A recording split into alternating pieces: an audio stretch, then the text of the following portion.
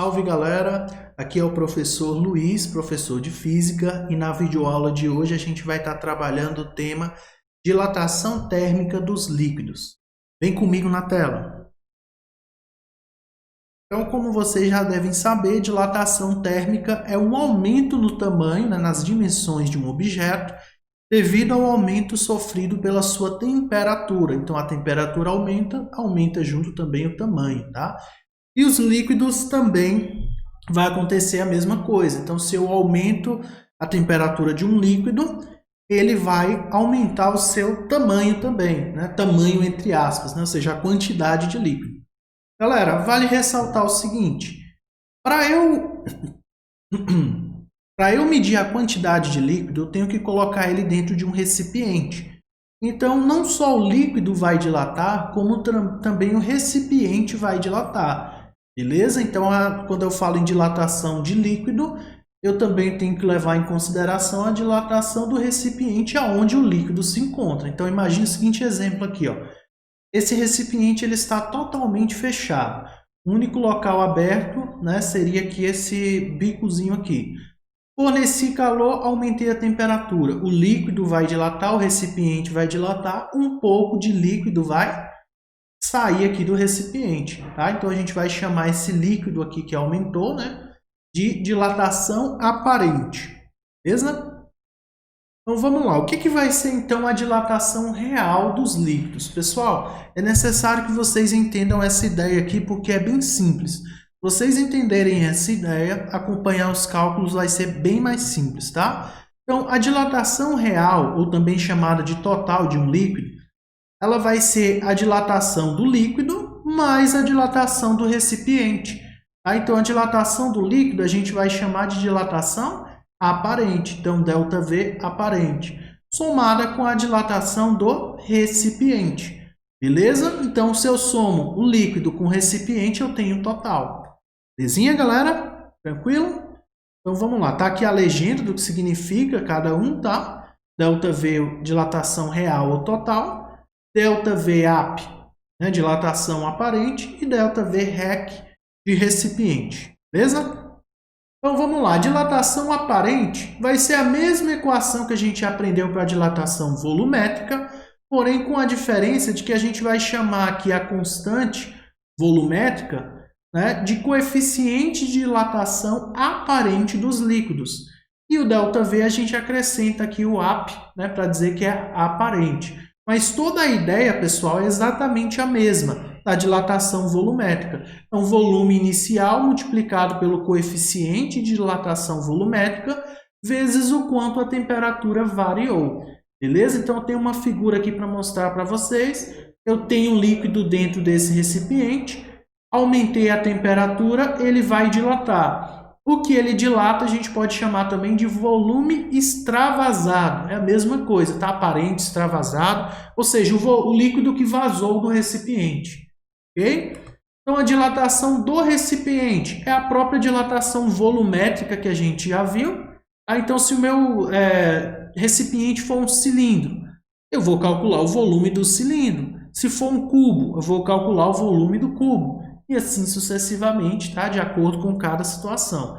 Então, dilatação do recipiente, volume inicial do recipiente, coeficiente de dilatação do recipiente e variação de temperatura.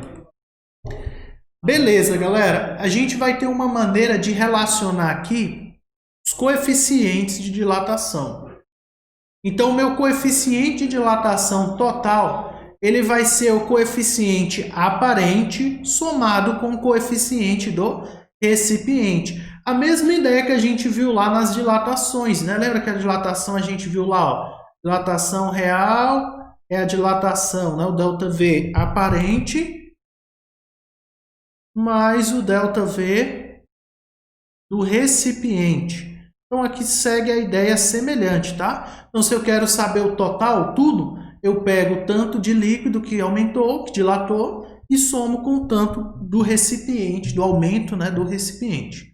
Belezinha? Então, aqui as unidades, né, unidades de volume, metro cúbico, centímetro cúbico, litro. Né? Unidades aí dos coeficientes permanece a mesma, tá? O grau recíproco. graus Celsius a menos 1 ou Kelvin a menos 1, de temperatura, graus Celsius ou Kelvin.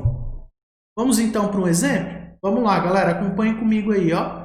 Um recipiente de vidro de coeficiente de dilatação volumétrico, aí com esse número cheio de zeros aqui, tem um volume de 100 centímetros cúbicos a 0 graus Celsius, estando completamente cheio com um líquido.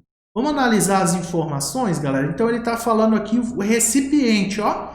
Então, ele está fornecendo aqui para a gente o volume do recipiente.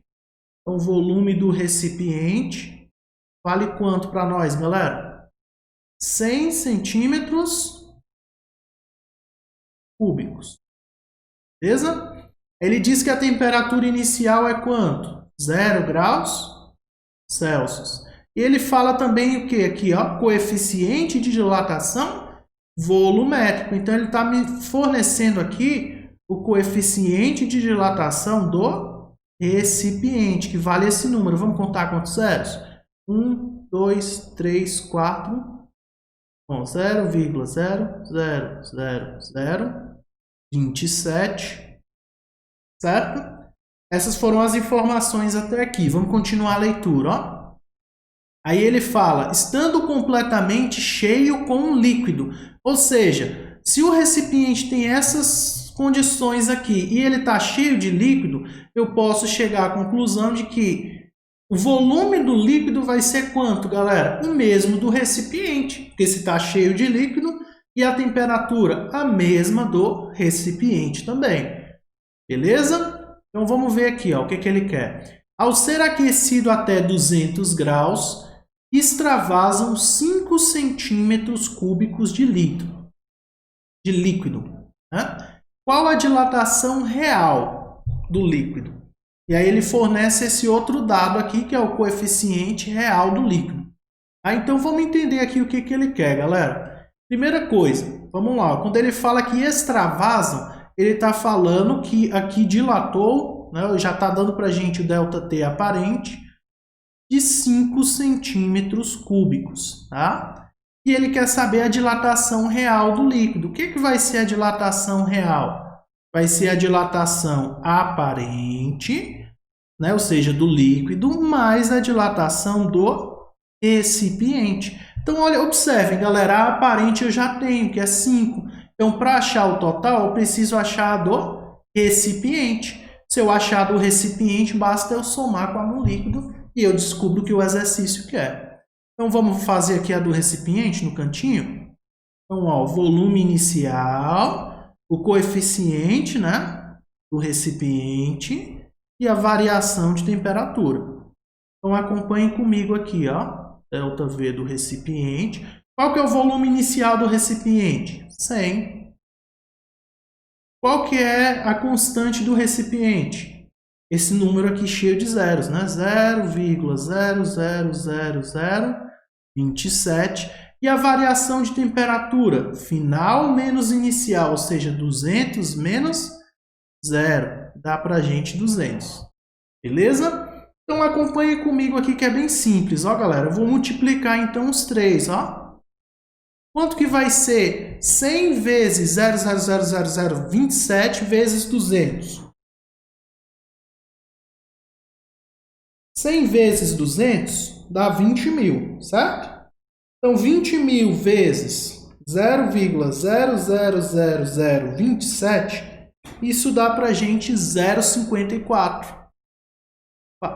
0,54. E a resposta ela vai estar para a gente em centímetros cúbicos. Percebam que eu não transformei o 100 aqui, tá? Estava em centímetro, então a minha resposta é em centímetro. Então, o que vai ser a minha dilatação real? Dilatação real é a do líquido, que ele já disse que é 5, mais a do recipiente, que é 0,54. Então, 5 mais 0,54. Imagina que é dinheiro que você não erra, ó. Se você tem R$5 e soma com 54 centavos, você vai ter quanto?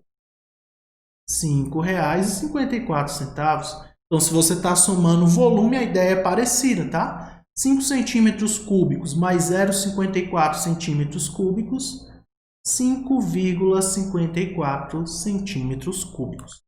Beleza, galera? Então, essa foi a nossa videoaula. A gente vai ficando por aqui. Qualquer dúvida, estou aí à disposição de vocês e um grande abraço. Fui!